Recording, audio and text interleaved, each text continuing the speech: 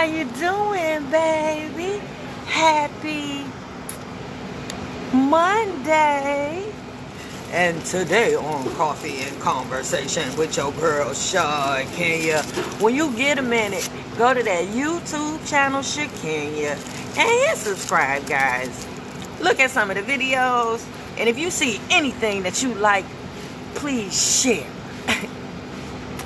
That's my assertive voice. Now, the other day I did real soft and gentle. Today I'm trying to be a little assertive. So, go to that channel and hit subscribe. So, y'all, today we're just going to do a little recap. Yep, just a little recap. Make sure you get you a copy. Dysfunctional Family Knot. Go to lulupublishing.com and go to Amazon. I'll put my heart in this book now. Go and get you a copy. Ain't but a couple dollars. You can't give me a couple dollars. Y'all see that video going around with that little girl asking for $50? She said, can I get $50? You can't afford to give me $50. But her little voice, oh my God, it's hilarious. So yeah, this ain't quite $50. You know what I mean? But go on and get you a copy. Go on and get you a copy. So y'all, today we just going to do a little recap. I know y'all tired of the recaps, but you got to do recaps every now and then just to make sure you got it. You know what I mean? Like, do you do recaps with your kids? Like, after you done showed them something, you done taught them something, you done did it in front of you, and they still don't get it, and you got to recap just to make sure that they got it. Yeah, you got to dip back in every now and then. So, yes, I do a recap with y'all just to make sure y'all know what we doing, where we at, what's going on. I don't want you just joyriding. I want you in this court because you know what we about to do. You know what I'm saying? So, we're going to go back a little bit because we are currently talking about manipulation tips that I gave you in your 9th grade year.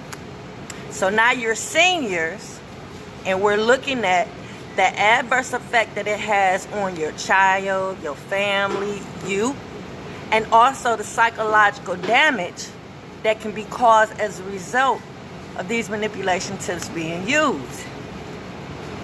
Whew. Do you know we ain't even got to have these kind of conversations if y'all just learn how to get along after the breakup? Fix it, Jesus. It can't be that hard to share that baby. Or children in some cases. It can't be that hard to do it. I did it for 15 and a half years. And then as soon as she moved with him, I know y'all get tired of hearing the story, but that's the reason why we're here. Hey, baby, that's the reason. I got my ass off. Fix it, Jesus. I'm all bent over, Lord. They can take me at any time. Let me be careful, you know. So, yeah, that's why we're here, because of what has happened to me. This is terrible. This is traumatic. It's taken me through so many different emotional roller coasters and changes and disorders. I think I done touched up on most of them. I ain't playing with you. Because it was just out of order. It just was no reason. It was just nothing makes sense with my situation. Nothing makes sense. Yeah, and that's scary to me. Because if it doesn't make sense to me, it can't possibly make sense to that child. Although they might act like that it's okay and they know what they're doing and they happier without you in their life. No, it can't be that easy. It can't be, especially if you spend time with somebody. 15 and a half years, that's a long time to have somebody in your life, to be with them and not miss them when they're gone. So let's see, we've covered keeping balance in both homes. Yep, and we use cleaning as an example and the adverse effect that it might have if you got the baby cleaning at your house, but when they go into other parents' house, they don't have to do nothing. Yeah, so that interferes with your parenting. When the baby come back home, you got to reprogram them. You got to beat their butt, make them clean up and do stuff that they know they should be doing because the other parent don't have them doing nothing. So when they come to your house, it's straight penitentiary. It's straight plantation. Yeah, I know. So that's probably causing discord in your household. You know what I mean? So you probably having problems with that baby. Baby probably have a lack of respect for you because if you got to tell somebody to do something over and over again, they don't respect you. So now the baby might be a little trifling, nasty, lazy. That's a result. That's an adverse effect from y'all not working together. Yeah. So we talked about that. We talked about somebody telling your baby they don't have to listen to you. Yeah.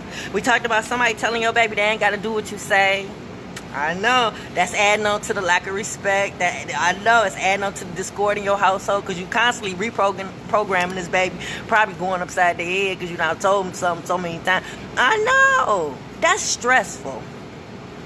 That's stressful. And I'm not saying your babies ain't gonna do nothing wrong. I'm not saying you ain't gonna have to punish them. They're gonna be disobedient from time to time. But when you got a parent that's purposely pushing these buttons and doing this and causing the baby to act a certain way, yeah, that's causing stress. That's part of the game.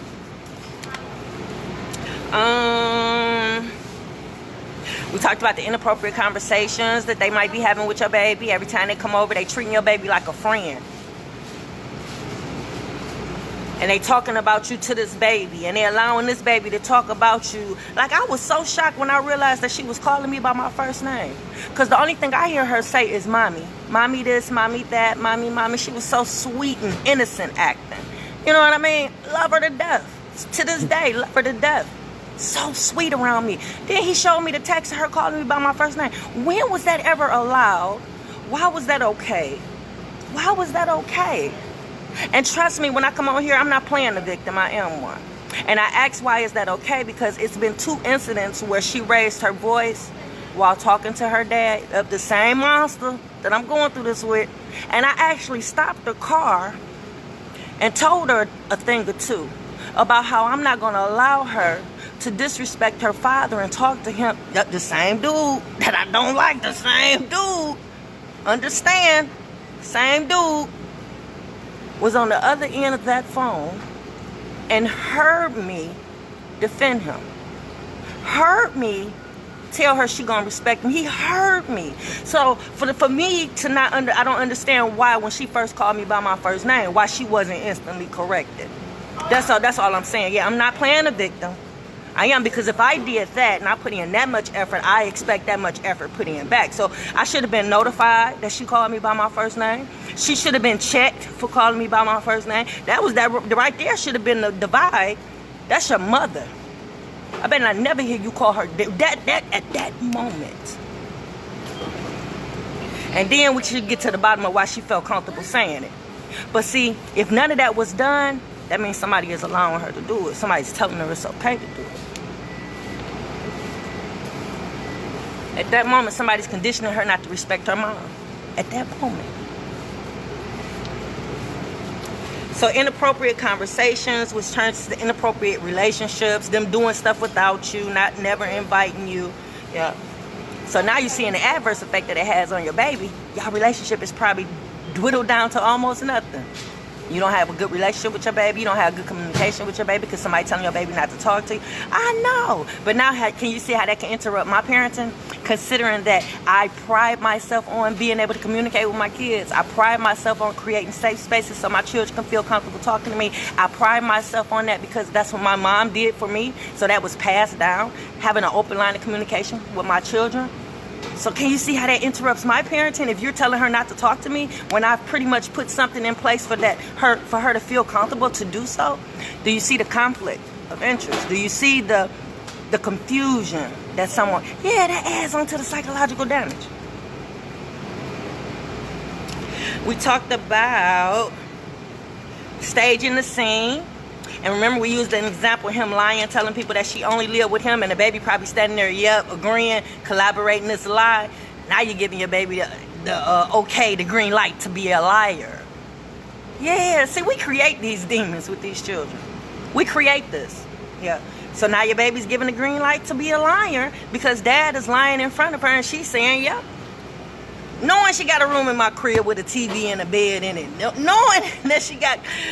Knowing I take her to school every day and take her to practice. Knowing that she lives in both houses. See, the thing about that, remember the manipulation tip that I told you about when you don't make a child feel comfortable and normalize the day you have 2 households to go to? That's a manipulation tip. Yep, you got one parent that's normalizing it. This is how your reality, this is what it is. They live here, you live in both houses. You have some of the same things at both houses to make you feel comfortable. But this is what it is. But then you got that one parent over here saying how much the baby would be better off if they only live with one house. You'll be better off if you stayed over here. You ain't got to go back and forth. I know that's a lot on you. That's a manipulation tip, and that's working against you. Because for the life of me, I couldn't understand by the age of 15 and a half why she wasn't comfortable with this setup. Why you got to go stay with your dad and solely with your dad? Why you're not comfortable with living in both houses? You ain't living in poverty. We both drove foreign vehicles. I mean, don't make it seem like the lifestyles was so different. Like, what's the problem, right? Yeah, it was manipulation. Yep, it was manipulation. Because she should have been comfortable by 15. I was comfortable by 8. I was comfortable by age 8 going over my dad's house on the weekend and staying with my mama during the week. I was comfortable with that because this is my life. This is what it is. I go see my dad on the weekend. Yep, she should have been just as comfortable. Yep. So we got that going on. Purposely excluding you. We said that. Punishment fitting the crime. There is nothing that I could have possibly have done to this little girl for there not to be no relationship with us. As soon as you went to go stay with her dad immediately, first of all, she shouldn't have never wanted to leave me. And then second of all, for you to go stay with your dad, why is there no communication with me or the rest of my family right after that? Why isn't dad encouraging her to reach out to her brother and her uncle and her nieces and her nephews and her grandpa who just came back from Japan after 20-something years and her aunties who one just turned 70 years old? Why, if you teaching family values, we're part of her family. So why isn't that? Fix it, Jesus. So me not having no relationship with her, even if she was living with him, why is my role erased? Why am I not mom? Why am I not being recognized as mom? Why are we still not sharing responsibilities like we were when she was under my roof? Why is it solely just him like he is single parent? That's not all manipulation, all plan, all stage. That's why I set up like a crime scene. We talked about punishment fitting the crime. Yep. Just because she stayed with him don't mean that I shouldn't be a part of her life. Yep. Not giving you credit for what you do. They never give you credit for what you do. Yep.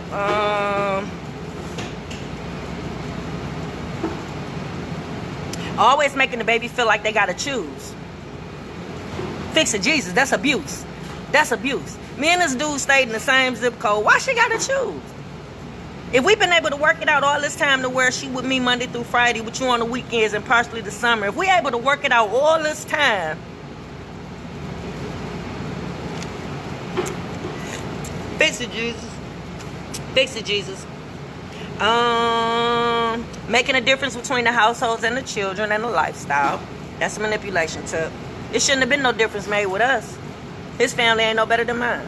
Yeah, his dad had drug abuse issues just like my mama had drug abuse issues. His mama still drink. So, you know what I'm saying? So, all my aunties work.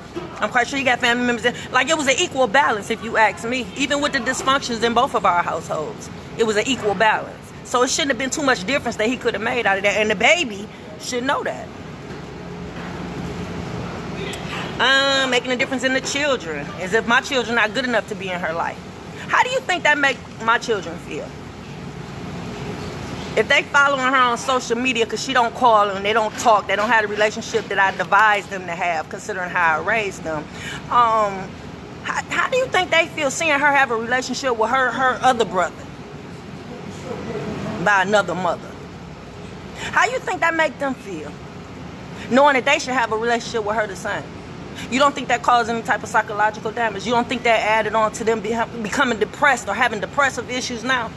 You don't think that would contribute to that, considering they did nothing wrong for her not to be a part of their life? They was playing their role. Remember we talked about roles a couple of years ago? Yeah, they was playing their role. They were her protectors. They supported her whenever she needed.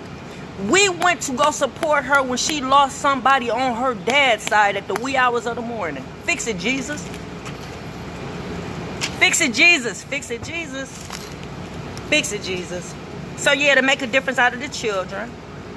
We talked about the butterfly effect. We talked about the mirroring effect and how that plays out in your children. We talked about the replacement. And we talked about the after effect. Things that has happened after the child was taken out. Yeah, I told you we all suffer from depression as a result of it. As to where we didn't before. I know. Some of y'all create these disorders. I know. Yep. Not being supportive. For the life of me, I can't understand a dad not wanting his daughter to be a part of a program where she serves as a mentor, meaning that her role in the program was to set the standard of how children are supposed to act and how young ladies are supposed to act. Her and my daughter served as mentors in my Attitude Adjustment Youth Program, and they set the standard for how young ladies are supposed to carry themselves and act. My daughters maintained good grade point averages throughout their whole academic career. They were involved in sports. Like, they were examples, right? Why wouldn't a dad want her to be a part of that? Fix It Jesus. My cleaning company is a business. I taught my children business. Business, how to start a business, how to work a business, how to grow a business. It's not for them to be janitors, but it is an opportunity.